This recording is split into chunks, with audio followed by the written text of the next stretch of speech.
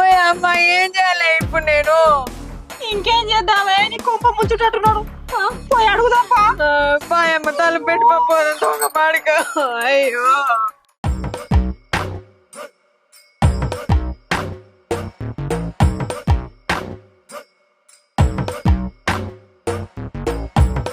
ఇల్లు అత్తురు కదా.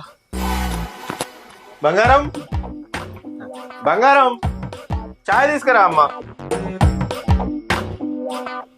నీకోసమే తెచ్చిన బావా వేడి వేడి చాయ్ తాగు.